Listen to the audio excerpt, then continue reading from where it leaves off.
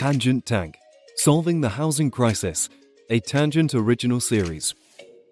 This Tangent Tank dives into the world of PropTech companies tackling the housing affordability and supply crisis. Join our panel of judges, Jeffrey Berman, partner at Camber Creek, Zach Aarons, co-founder at MetaProp, and PropTech entrepreneur Edward Cohen, as we ask the tough questions and challenge each founder and evaluate their startups based on innovation, potential impact, and scalability. You'll listen firsthand from the founders themselves as they share their stories of determination and resilience. 1.8 billion people around the world do not have adequate housing, and 150 million more are living in homelessness. Housing affordability reached an all-time historic low in the US, as over 10 million renters spend over 50% of their income on housing. Amidst these challenges, there is hope. Across the world, we're seeking startups that leverage technology and talent to tackle this crisis head-on, creating groundbreaking solutions that increase the supply of housing, lower housing costs, and improve access to housing for all. If you are a passionate founder, driven to make a positive change in our cities by improving housing affordability and accessibility, please apply by emailing your company's deck or video to tangentcommunity@gmail.com. Hi, welcome to Tangent. I'm Edward Cohen. Today on Tangent, I'm joined by my co-host, the thriller in Anguilla, the man in Manhattan, Zach Aarons. Thank you so much, Edward. Very happy to be back on Tangent. Very happy to talk about one of my favorite topics today, housing affordability. Today, we have the pleasure of speaking with Eoin Matthews, co-founder at Point, making home equity wealth accessible to homeowners without creating a monthly debt obligation. Hi, Eoin. Where does this podcast find you? Hi, Edward. Thanks for having me. I'm calling in from the Bay Area in California today. That's where Point is headquartered, Palo Alto, California. Let's jump right into it because you build new financial solutions for homeowners and bring them to market. And that's been now home equity investments. So can you share the story behind the founding of Point and what inspired you to create a home equity investment firm? Absolutely, yes. It's almost been 10 years ago. It's coming up on exactly 10 years ago, actually, since Eddie, Lim, and I sort of conceived Point. And I will say that Eddie brought this idea to me pretty well formed at that point in time. And we had started companies together going back to early 2000s and had some good outcomes. And in 2014, we were looking at new opportunities. And I guess for that stage of our life, where it was, early, mid-30s, home ownership had become a big factor for both of us. Creating financial products around home ownership was just appealing and resonated on a personal level. And what took us towards home equity investments specifically was an acute post-GFC awareness that there was an absence of solutions for homeowners. Underwriting had gotten very tight post-GFC. So it was a very conservative attitude that was still prevailing right through 2014, 2015. And at the same time, we could see that a lot of homeowners had recovered in terms of their equity wealth. And it became sort of obvious to us then, this is not a big insight, but it's that for most Americans, homeownership is their primary savings vehicle.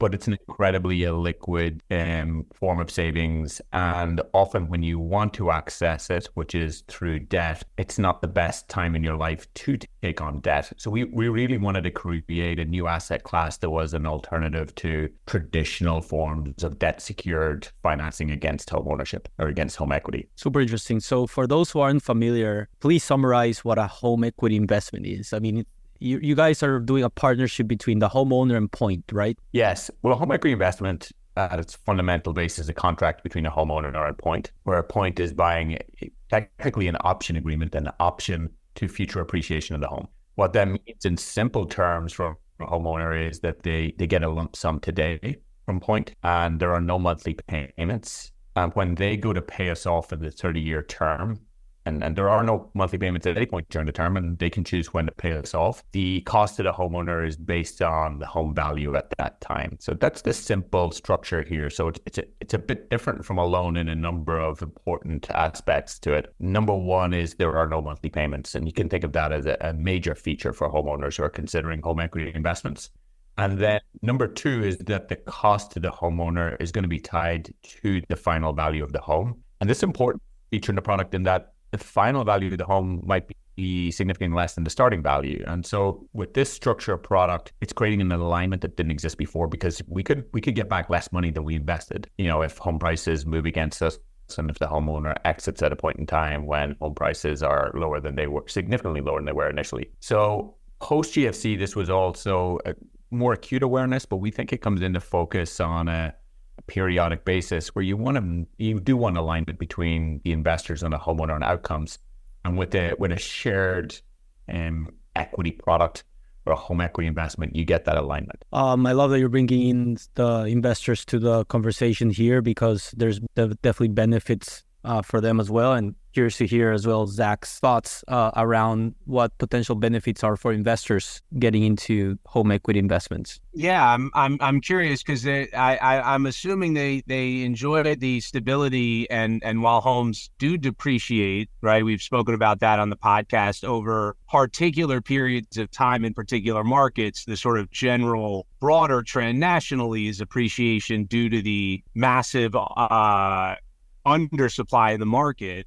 But how do you get investors who are fundamentally owning the real estate, how do you get them excited about this opportunity if they are not receiving a monthly payment in the way they would if they sort of bought rights to a mortgage? It's a great question. So I'll actually unravel a little bit of your statement there. And this was a learning process for us along the way, which if I think about a traditional real estate investor, they're used to owning an asset. And something we were educated on, I think very early in the company, is that real estate investors were very uncomfortable with the idea of an asset class where the control lay with the homeowner, the control on timing, the control on when to exit. And so in effect, this was very much a new asset class. It was not something that was immediately accessible from a philosophical perspective to real estate investors, because the control lies with the homeowner. So you either price that in some form of control premium, or you don't bring on investors. But for investors then looking at the asset class, they effectively look at the home price appreciation or depreciation risk and want that to become benign. Part of our job as a company, you could say, is to capture national home price appreciation. Like, we're not market pickers. We're market avoiders, but we're not market pickers. So we're not trying to get the exact best property. We are making a product that's available to as many homeowners as possible while avoiding downsides. So what that means is that in the short term, we structure the product so that near-term home price appreciation risk is heavily mitigated. It's the simple way of putting it. And what that in practical terms means is that if we have an agreement with the homeowner, we are going to be discounting the home value by some percentage. And historically, for our agreements which have gone into securitization, I would say those discounts have run at 15 to 20% on the appraised value. So, and put that in simple terms, if we have a homeowner coming into us with a $500,000 home, we are going to discount that starting value by, historically that might have been somewhere between $75,000 and $200,000. That is sort of an interesting device. And in exchange for that, we cap the cost of the homeowner, which again is unusual in equity contracts.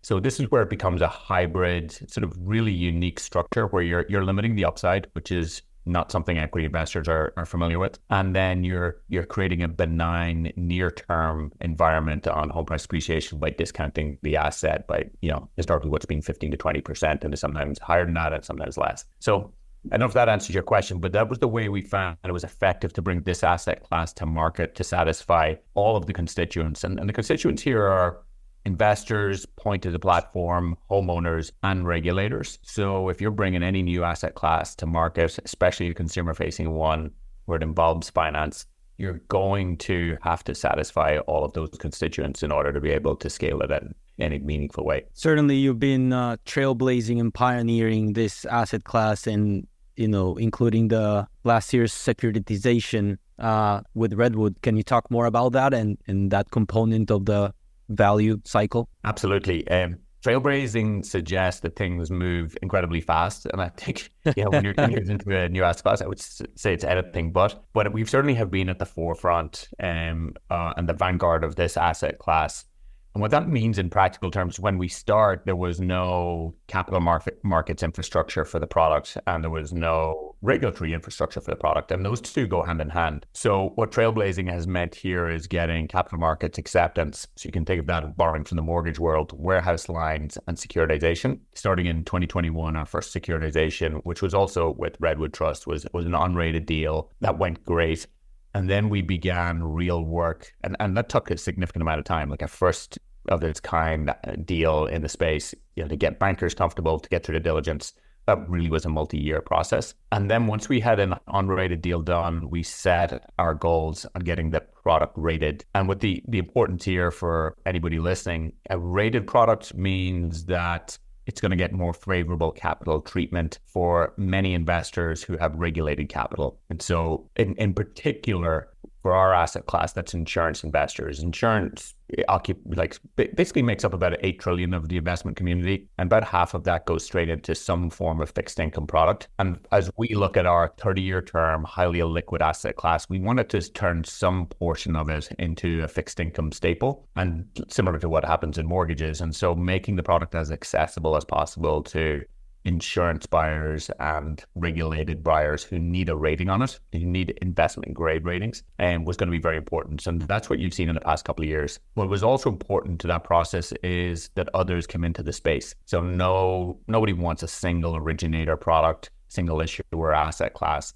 And so we began to see other companies coming into the space with variations on the product class. And it's been exciting to both see them, but also important in getting critical mass so that both the investor community, ratings community, regulatory community knew that there was real momentum behind this. Super interesting. Let's shift gears a little bit here, but still staying on the investor side, but more on point and funding your growth, originating new home equity investments, right? How have you capitalized yourselves, and how has that evolved throughout your evolution? Are you using balance sheet? Are you using VC? Are you using debt combination? Yes, that has been a real evolution. And I probably at a starting point, you look at what asset classes are friendly to non-bank financial institutions, what asset classes are unfriendly.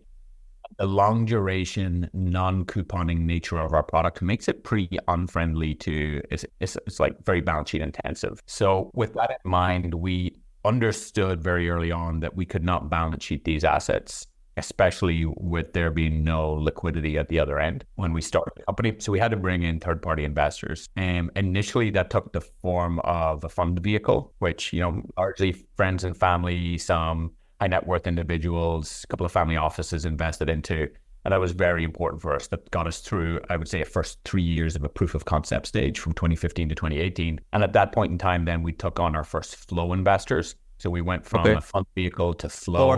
Forward flow, exactly. So for anybody who's not familiar with that, that effectively means that somebody's committing to buy assets as you originate them. Yeah. Probably had about a dozen forward flow buyers on the platform, and with a bunch very active right now. And so forward flow has been our staple. So that's asset light approach. It means that we do not have to bring cash to fund homeowners. Instead, we know we have an array of buyers on the other end. As that evolves further, there are other structures out there. Funds have also maintained popularity. You can have different ways to actively participate in the asset class, which I think sometimes is important to some investors, where we have some balance sheet exposure, but it's structured in a thoughtful way not to expose the business. So from a venture perspective, then all of the money that we've raised, which is about 180 million to date over 3 rounds, or really 4, including the seed, so through Series C, that's all been used to grow the business. It's not being used to originate assets.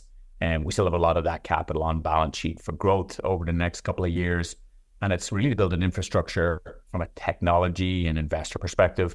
It means that we can do hundreds of millions, if not billions of this every month. That's what the goal has to be for this type of asset class, is massive scale. Absolutely. I mean, as we see, consolidation across the industry in the space, and, merger and acquisition, only recently last week, one of your newer competitors, I think, merged or was acquired by another housing innovation company.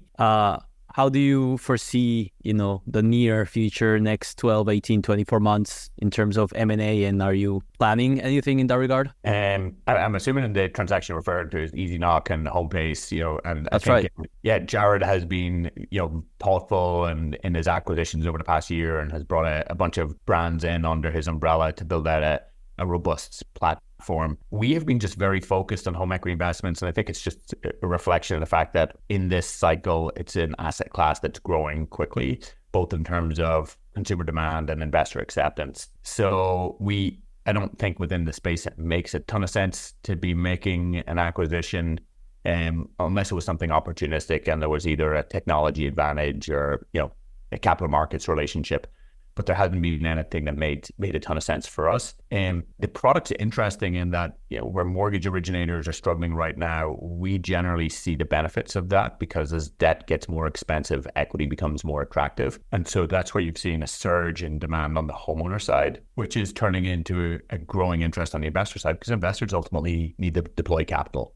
They need to buy into products that give them the returns they want. And so this type of structured equity product is very appealing to a lot of investors who otherwise would have been looking at mortgages, whether it was non-performing loans or if it was non-QM or even reverse. For those investors who are sophisticated in that domain, these products make a ton of sense. Absolutely. And by those investors, you mean the one investor, PIMCO, I assume.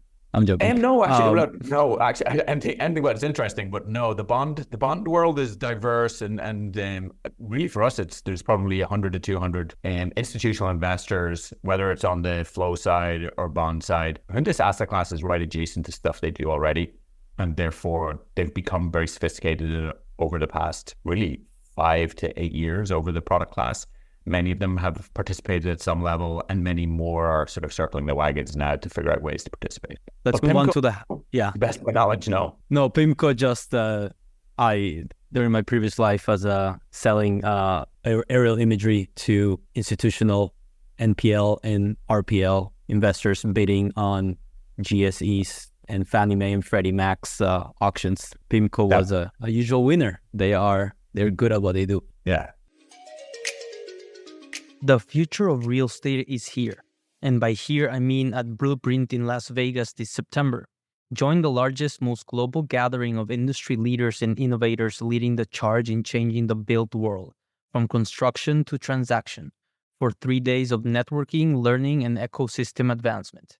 With trillions of dollars of assets and the best global innovators under one roof, the future of the built world happens here at Blueprint. Blueprint 2024 takes place at the Venetian Las Vegas from September 17th to 19th. Tangent listeners get a $300 discount for their ticket by visiting blueprintvegas.com/tangent. That's blueprintvegas.com/tangent for a $300 discount for your Blueprint ticket. See y'all there. Now, housing markets. There's a ton happening. Depends who you ask. There's nothing happening. What's the state of the housing market from your perspective, and how is Point impacted by the current interest rate environment? Point is largely positively impacted by the current rate environment in terms of homeowner demand, and what offsets that is then investor expectation on yield has moved up. So homeowner demand is driven towards equity products, as I mentioned earlier, because that's the alternative to our product. Whether it's a refi on the mortgage or a HELOC is significantly more expensive than it was before. So equity products are more interesting, and investors need to be compensated more because the risk-free rate has increased. So the former outpaces the latter for us. The homeowner demand is outpacing the latter. So rate environment is generally good. In the broader housing market, I think something that's happened over, it's not a short period of time, but over a long period of time is we think the housing market is reverting to a more regional basis as opposed to being a national homogenous housing market. And this is, housing market returning to probably a healthier state in that it should be more regionalized and maybe the economy even be more regionalized. But as globalization has sort of been pushed back on the agenda, and it doesn't really matter how you feel about this is just happening.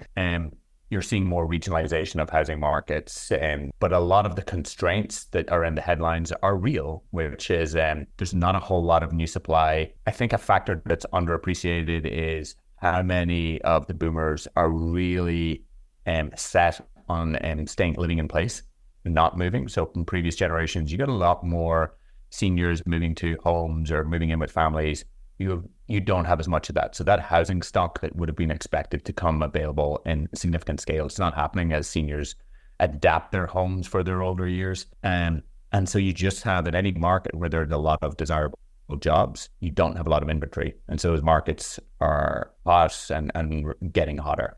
And I think with an overall healthy economy, like that's, very low unemployment, that's where you see the regionalization breaking out. And I think if the economy begins to show signs of weakness, it's probably going to be on a regional basis, which means you'll have regional housing market variations. And we see that already. Yeah, the US is so vast. The US market, I mean, it's always been regionalized, even though there's national players now, and then there are flavors by region. The Sun Belt, Southeast, wherever they're pro-development or pro-housing, if you will, or less NIMBY than other states. But it's still very much regionalized. And, we saw how the housing market cooled down much faster in like places like Austin, Vegas, and Phoenix than like places like Florida, Georgia. But anyway, curious to hear, in terms of options for homeowners out there, Zach, so people were expecting, hoping, wishing that interest rates were going to come down. The truth is no one knows where they're going. Us that are inside real estate, we're always, with a healthy optimism that interest rates will come down sooner rather than later, but there's no certainty to that at all. So how do you expect not only home equity investments, but different product alternatives out there just to perform, or how will homeowners be attracted or not to home equity investments, HELOCs, rent to own, going forward if interest rates don't go down? Yeah, I think you're right. I think we're going to see a higher for longer climate. I think everybody in the real estate industry, both commercial and residential, is sort of finally okay with that to an extent. They've realized they kind of have to deal with it for the next, call it, 3 to 5 years of this cycle. And then with respect to different ways people are financing, you're seeing a lot more availability of home renovation financing that you didn't have 10 years ago. So not only has the home equity product landscape, and I loved what you said earlier, that it took the competitors coming into the market to validate the market for the capital markets players that were required, but you now also have a renovation financing, whether it's through equipment financing or some of these government programs to put, heat pumps in homes. You now have a lot of pull that way and a lot of homeowner financing.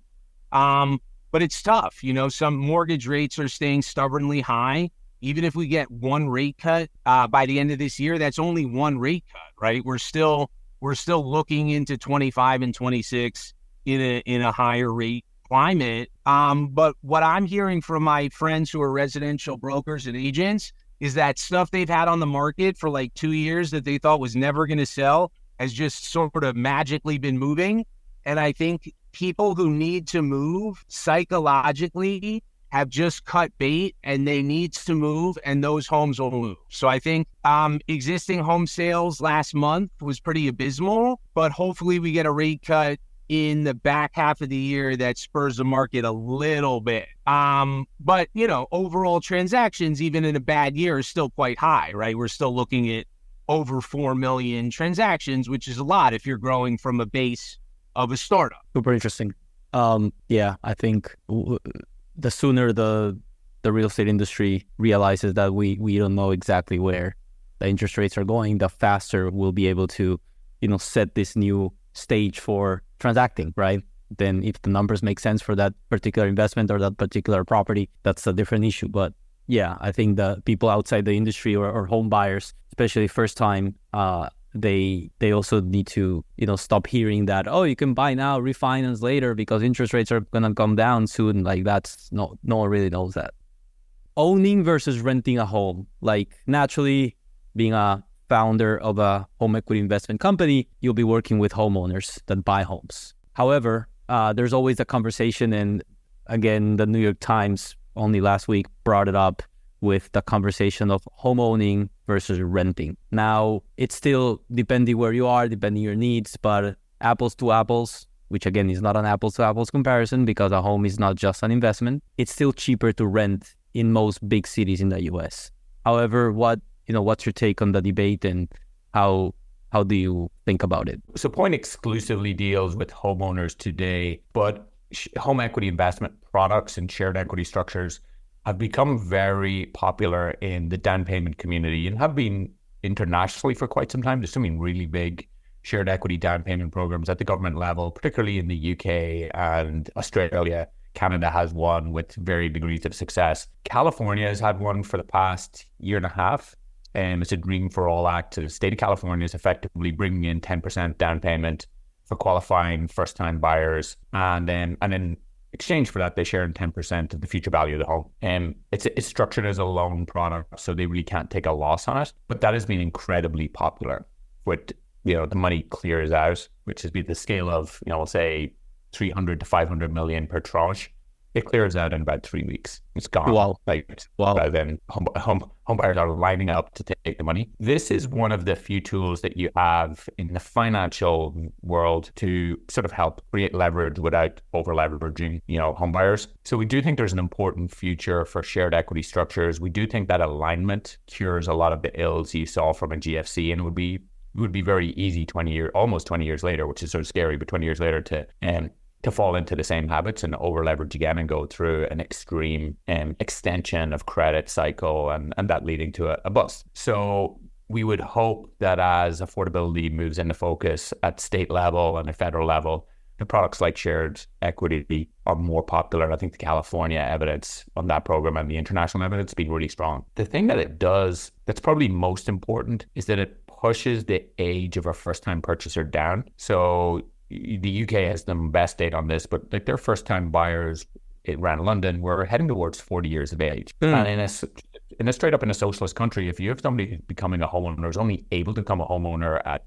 38, 39, they're not going to own their home probably by the time they're in retirement. It's going to be very hard from a math perspective. So what they found with the UK program, their down payment program, was that it moved the first-time buying age to 30. Like 29, 30. And those 7-8 years of difference just have a huge implication on the cost burden for the state in the future. So it's one of those instances where just getting into the home and getting the home up, this forcing function of the savings vehicle that is your mortgage and the principal pay down that happened, that earned equity to the principal and the leverage that you get earlier in life is massively important to balancing that housing around age. So the US hasn't as pronounced a problem yet, but the age of first-time buyers is growing pretty significantly as well in the US. So it's not as pronounced, it's not into the late 30s, but at this point in time, it's spread out probably 4 or 5 years from where it was even 20 years ago. So I think that's going to be very important to part of the toolkit and affordability. And the other part, that everybody speaks to is just zoning.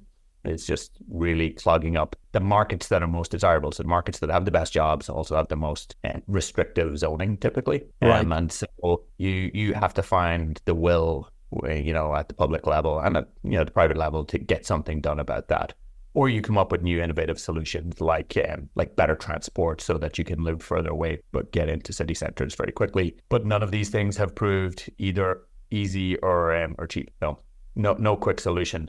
On the rate environment, the one thing I would say is that it's a very fundamental view that we would see from investors, which is if you have a business plan that requires rates to go down, you're probably going to get most investors going, yeah, that's not how we look at the world. Like as in, it doesn't even matter whether that happens, but that's a bonus if it does happen. And so your business plan has to work in a higher, not just for longer, but a higher forever environment. I think the fundamental part of that is that the Fed's job is not to bring rates down. The Fed's job is to keep unemployment low and to keep inflation at a target rate of 2%. And that's it. Now, if the Fed's job gets more politicized, which is very possible, there may be a presidential level pressure to just go to rates for low with a view to that being positive for the economy in itself, which is effectively an endorsement of a leveraged economy, a debt-driven economy. And I don't have an opinion as to whether that's good or bad, but that's a bet on a future political state rather than a bet, as most investors make today, on what are the objectives of the Fed. And knowing those objectives, there's no reason for an investor to believe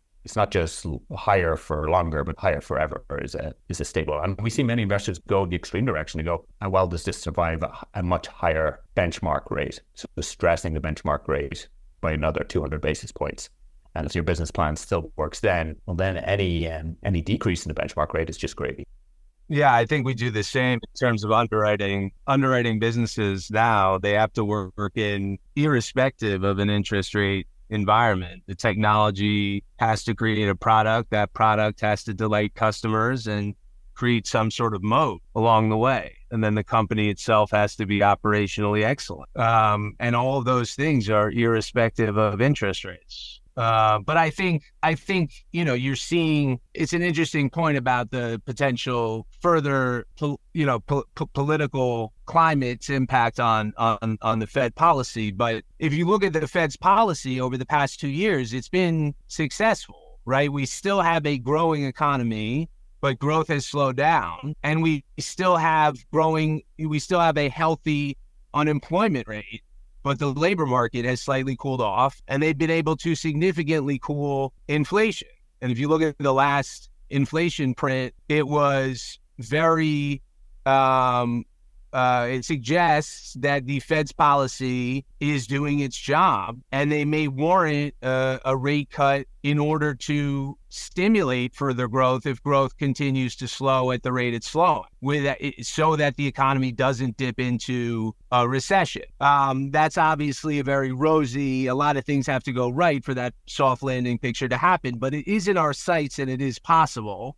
So I want to just call that out. And then the sort of second point I'll make, which I talk about all the time, is the real estate industry. Everyone is begging for a rate cut, but keep in mind that the reason inflation is stubbornly, high is mainly because rents have not decreased. Rents are a third of CPI. And while we all say, oh, the real estate market's in the toilet, this, that, and the other, right? The rents are not decreasing, and therefore inflation is not cooling exactly at the level that the Fed wants it. It's cooling slightly slower. So unfortunately, inconveniently for the real estate industry needs to take a short-term hit on rents if it wants to get inflation down enough to warrant a rate cut to get them the relief they need in the credit markets. We can't have our rents and eat them too? I don't get it. That's exactly what I'm saying. At least in the US, most mortgages are fixed rate and not adjustable, like in places like Canada, Australia, even in the UK. I think they have first 5 years is fixed, and then most of them are adjustable. So could be a lot worse, or future could be a lot uncertain from an interest rate environment. Eoin, collaboration superpower. If you could choose one person, historic or living, to do a partnership with or Point, who would it be? To be a partnership for Point? Well, it can be with Point or with you. Collaboration. Wow, it's an interesting question. It can be Robbie Keane. It can be Roy Keane. It probably wouldn't. Their last name probably wouldn't end in Keane. I feel like in either one of those, I'm going to end up either serving the McGill on a platter or getting my knees damaged for life. I think it's a really interesting question. Wasn't ready for it, so I'm thinking at the moment of even now I'd put a framework around who's going to be a great collaborator. I think there are those collaborators who enable stuff happen. It's more on the like mentor level, and then there are those collaborators. I'd probably going to go for a top collaborator is going to be a Steve Wozniak. Hell yes. Why was? Because he had strong feelings about stuff that tended to matter in a very profound way, and then also had the technical ability to do really foundational work that ended up being incredibly high value and didn't really need the credit in a way that a lot of people who can do amazing work can sometimes need. So I think if you're looking for somebody who's, for a pattern of collaborator who was sort of selfless and then really understood the value to the most important constituents, it's hard to beat. He definitely was among the top 2 best Steves in Apple. Zach, I think Steve number 1 depended on him. That's why he's such a great collaborator. You don't get Steve Jobs without Steve Wozniak. You get don't.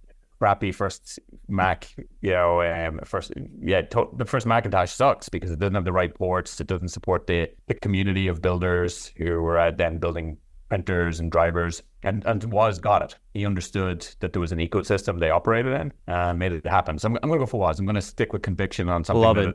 Let's go ahead. No answer for. Great one. I I presume Zach has an Irish tennis player as his collaboration superpower. I should have done more research on Irish tennis players and coaches, but I've spoken about it, and I know he's Scottish, but I've spoken about Andy Murray before, but in the context of Amelie Mauresmo. Is that correct?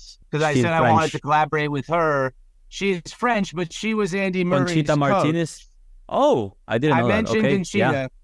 Yeah. So what's so cool about Andy Murray was that he was so many things, and he's going to be my one for today. Whether I've done it before or not, I've done so many tennis players I can't remember. But Murray, he's now got his own clothing line, which is not to my taste. My taste is a little louder, a little more, Agassi. But I'm into the fact that he's doing it and it's high quality gear. He's got, with his wife, they took over an old Scottish manor and they turned it into like a really nice, retreat vacation place. There's a tennis court there, obviously, but like you can do other stuff too, more traditional outdoor Scottish activities, hiking, hunting, fishing, stuff like that. And it's also very close by all the major cities, Glasgow, Edinburgh, etc. And then, he's just a good guy, right? He hired Mauresmo to be his coach. He was the first man on the ATP tour to hire a woman. Now that's, more common. So he's just a trailblazing dude. But I've said it again, I don't think he should still be playing. He's got a lot of surgeries and stuff. I hope he's better because we need him, Edward. We need him as an entrepreneur, right? We need him for his next card turn of the career, right? He's clearly a good entrepreneur. He's got the hospitality thing going on. He's got the apparel thing going on, right? We can't have him breaking his hip, whatever, still trying to play at however old he is. No chance. Especially when he has the Sir title. So it's Sir Andy Murray for us, by the way. Absolutely. Love that. I hope our Irish listeners forgive us for that Scottish. And I'm sorry to disrespect him, not calling him Sir. Your pardon. Eoin, where can Tangent listeners learn more about Point and connect with you? Well, we are fortunate to sit on the domain point.com. So hit us up at point.com. And I'm very accessible on LinkedIn as long as you know how to spell Eoin, E-O-I-N. And not to disrespect our Scottish listeners further, but E-O-I-N is pronounced Owen and not Ian like they pronounce it in Scotland. So just I'm making a global statement there, just dropping that on the Scottish. But yes, point.com, that's where our home is, and would love to hear from folks. What an amazing domain. Eoin Matthews, co-founder of Point, making home equity wealth accessible to homeowners without creating a monthly debt obligation. Thank you so much for coming to Tangent today. Thanks, Edward. Thanks, Zach. If you like what you heard, please subscribe, rate, and review Tangent and share the show with a friend. This episode is produced by me, Edward Cohen. Thanks for listening to Tangent, and remember, collaboration is our superpower. So stay curious and always be learning.